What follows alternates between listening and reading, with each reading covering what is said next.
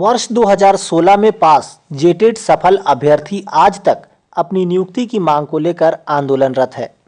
ऐसे में कई बार उन्होंने प्रदर्शन के माध्यम से सरकार से गुहार लगाई, बावजूद अब तक नियुक्ति प्रक्रिया पूरी नहीं हुई।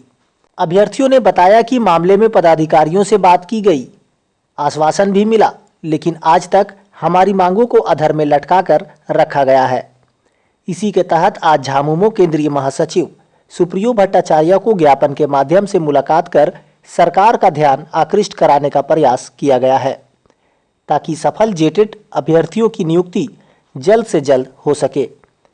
इसकी जानकारी देते हुए अभ्यर्थियों ने यह भी बताया कि झामुमो केंद्रीय महासचिव सुप्रियो भट्टाचार्य की ओर से सकारात्मक आश्वासन मिला है और हमारी बातों को सरकार के समक्ष रखेंगे।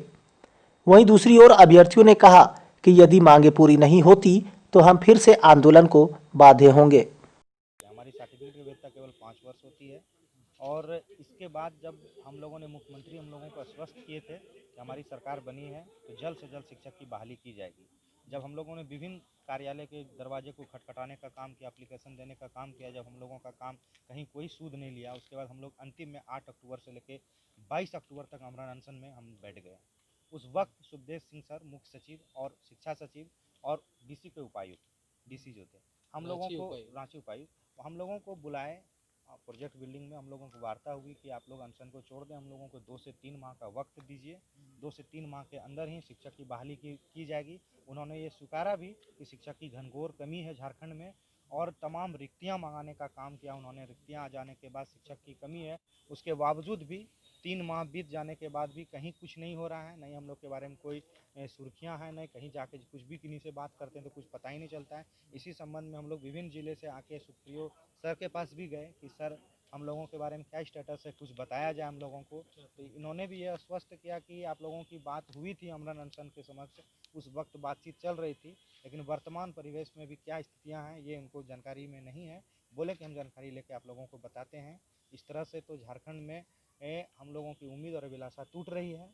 में जेटेट उत्तीर्ण किए हैं। हमारी बहाली चूँकि 2016 में हो जानी चाहिए थी, 4 साल गुजर जाने के बावजूद जब हमारी नियुक्ति नहीं हुई तो हम लोग 8 अक्टूबर 2020 से 22 अक्टूबर 2020 तक हम लोग को बापू वाटिका मोराबादी रांची में आमरण अनशन रखा गया। उसमें सरकार की ओर से समझौता हुआ, वार्ता हुई, जिसमें हम लोगों को कहा गया कि अधिकतम आपको 3 महीने के अंदर आपकी नियुक्ति ले ली जाएगी। लेकिन ये 22 जनवरी को 3 साल होने जा रही है।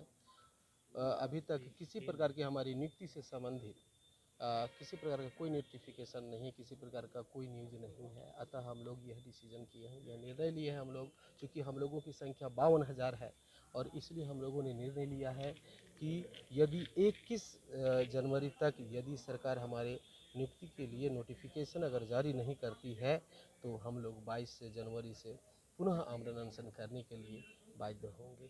क्या नाम? जी, मुरारी कुमार दास।